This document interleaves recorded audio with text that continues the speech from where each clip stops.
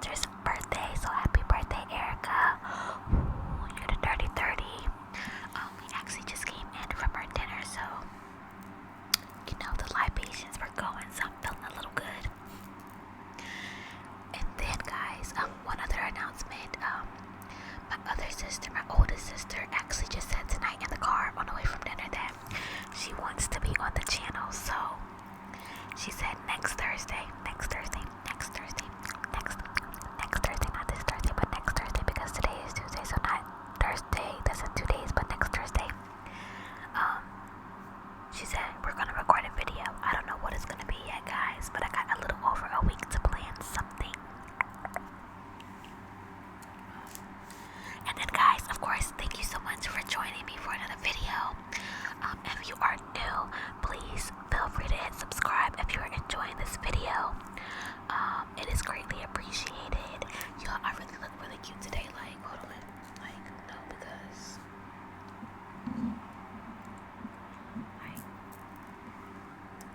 never mind, I just did all of that and y'all still cannot see the true beauty, but it's okay. Oh, I'm so sorry. It's okay because on my thumbnail I will have a picture. Okay, so let's get into the video, guys. So today I'm going to be doing the Reddit Am I the A-hole series. Okay, I'm gonna go. Oh, there we go. Shine a light on them. So yeah, I'm gonna just be scrolling through. I have not read anything. I have not picked out anything. But pretty much, guys, a person writes in and they pretty much give you like a little mini story of something that recently happened in their life, and they want us to determine if they're the a-hole for what they did, said, or whatever. So let's see here.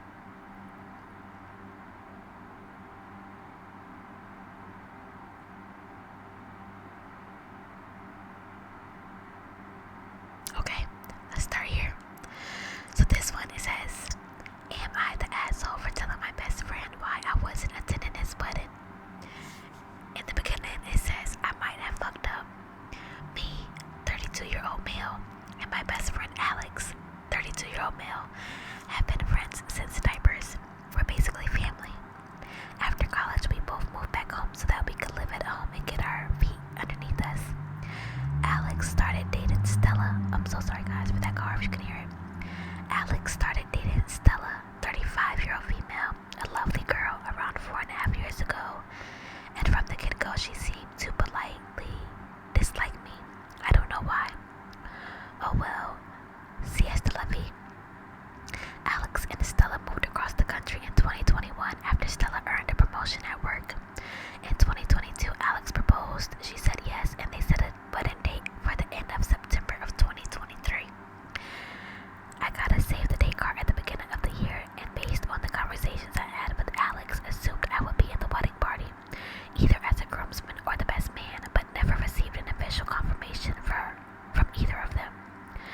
A couple of months before the wedding, I saw the wedding invitation had gone out on social media, and figured mine was en route, they should have said. It never came. I waited a couple weeks. I figured it might have gotten lost in the mail before I checked in with him. I called Alex and had a brief conversation with him where he was clearly agitated and he was dealing with a lot. Would be in incognito for the near future to direct any related questions to Stella, and he called me when things cooled off. I called, texted, and emailed Stella several times over the course of a week, but she didn't respond to any of them. At this point, I figured I wouldn't be attending the wedding and that things were really effed up for some reason between the two of us. Yesterday, a little over 3 weeks after our last conversation, Alex DM'd asking if I were free to chat.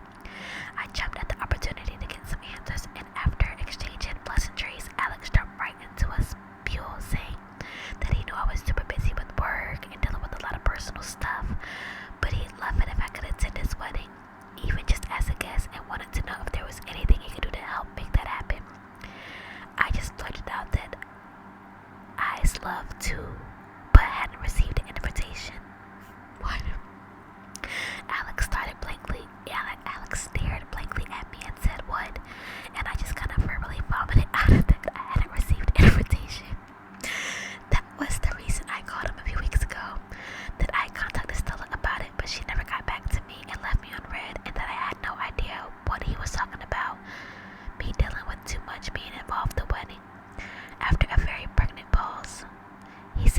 to sort things out, and then he'd call me when it was done.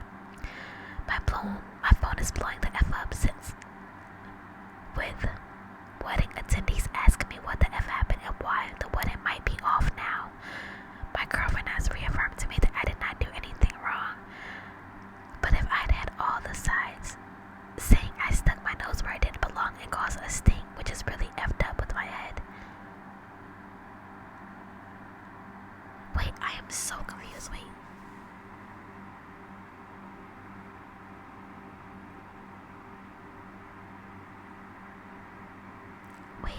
Do you guys get it?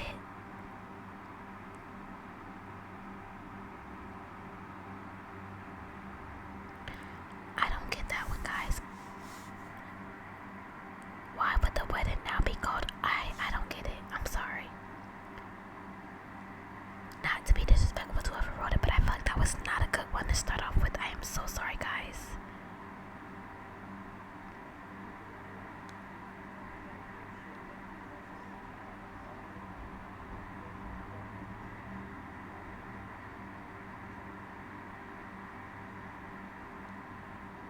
Okay, let's read this one. Am I the asshole for keeping my son away from his mother-in-law? I, 29-year-old female, have had a rocky relationship with my mother-in-law, but I won't go into that now. This is about my son, 10 months old. My son weighed 4.4 kilograms at birth and currently weighs 10.3 kilograms. When my son was 6 weeks old, my mother-in-law asked to spend the day with him. I was not comfortable, but my husband kept asking, so one morning I packed enough breast milk to feed a baby for an entire week and sent my boy to my mother-in-law. I kept calling my husband every hour to call his mother and check on him. He told me the baby is fine. Fast forward, in the evening I went to pick him up and my boy was as light as air and looked unconscious. Without questions, I bottle fed him because I thought he needed food, and feeding directly from breast would be too hectic for him. My boy finished a full bottle and was still crying. I started crying too and rushed him to the hospital. I am a first-time mom. I can't describe what happened to the fullest because I was panicking. The doctor set an IV on him right away. Later, my mother-in-law told me that my son was too heavy for a 6-week-old. Also, she believes frozen milk is spoiled and babies need fresh milk, so she didn't feed him. She instructed me to leave my boy to him for a full 12 hours, and she kept saying he was fine, but she didn't feed him even a drop of milk. I was furious and didn't feed him. I was furious and promised to never leave my boy for him with her again. When he was 4 months, my significant other again kept nagging me and said his mom is worrying him about the baby and we should forgive her. I said no, but gave in a month later.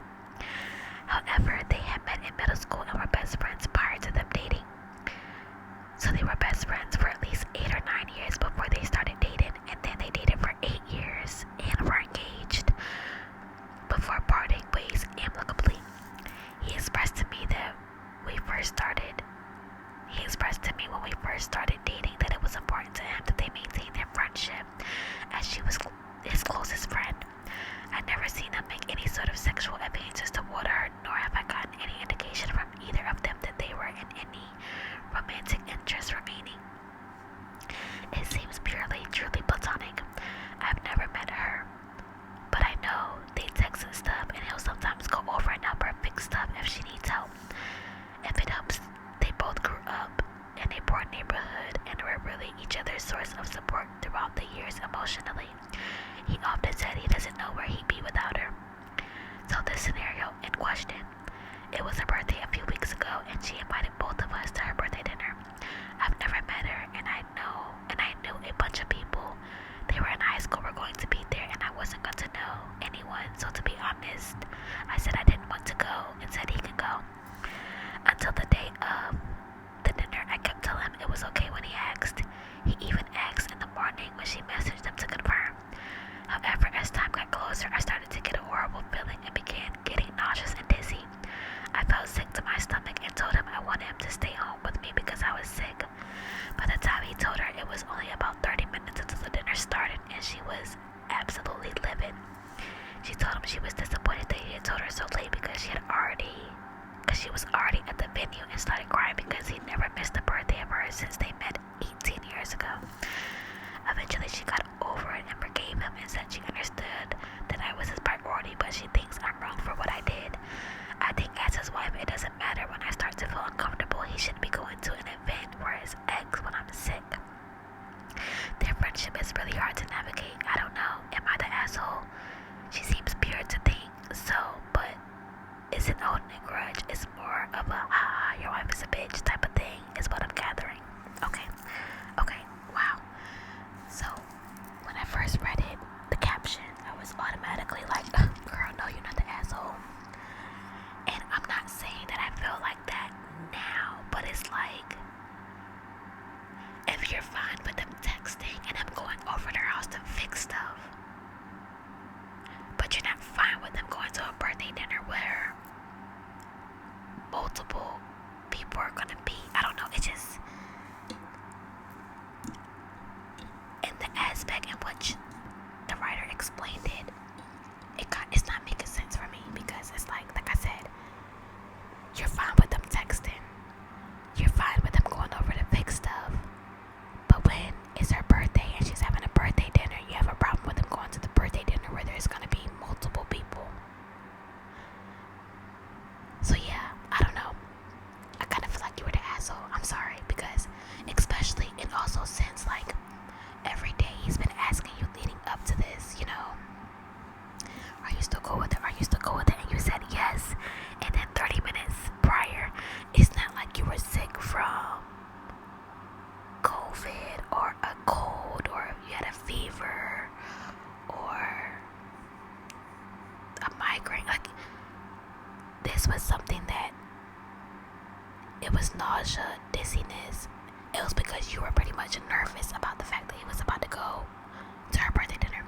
It's not like you got, something traumatic happened to you, or like you were in a real sickness. You were just like going through the motions of, it was like more of an emotional sickness. Like, yes, it was very much physical, but it was caused by emotion. It's kind of different, So yeah, I don't know. I feel like you wouldn't have been the asshole if you said from jump, like, I don't feel comfortable with you going, but the fact that you waited until the day of, that kind of makes you the asshole. I'm sorry. Let me know what y'all think. Is she the asshole for that? I really want feedback on that one, guys. So we're 17 minutes in. I could probably do about one or two more.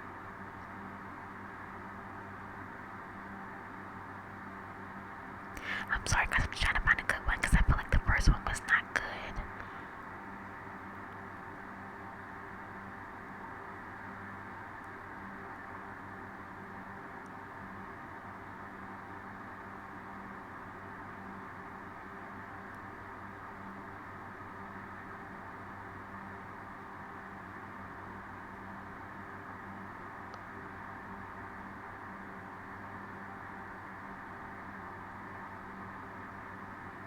Okay, I'm sorry, guys. Why is it trying to save stuff?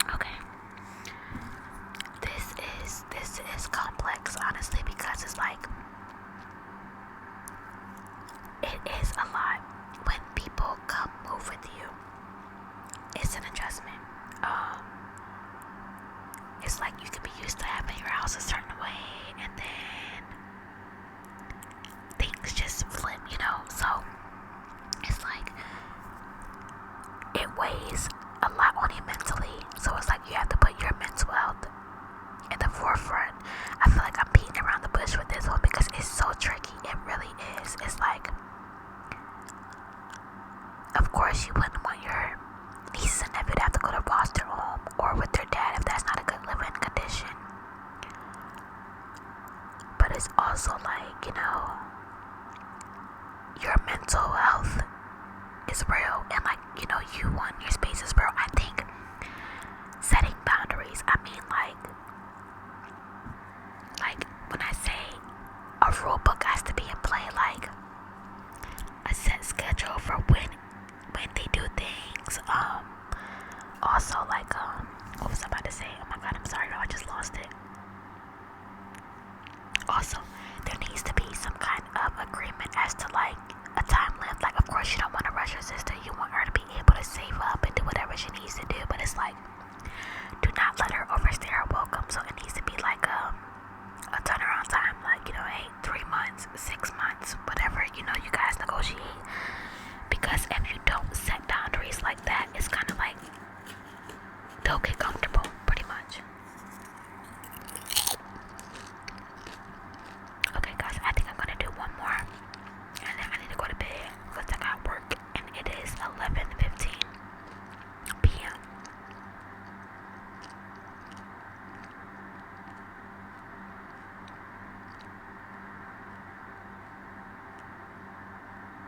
Okay. Wow. Okay. So this one says, am I the asshole for not wanting to take my mother's friend with cancer on a trip with us? You better got some explaining to doing this. Okay, this one is not that long either, so that's good. Okay. So, I am a doctor, oncologist in my 30s.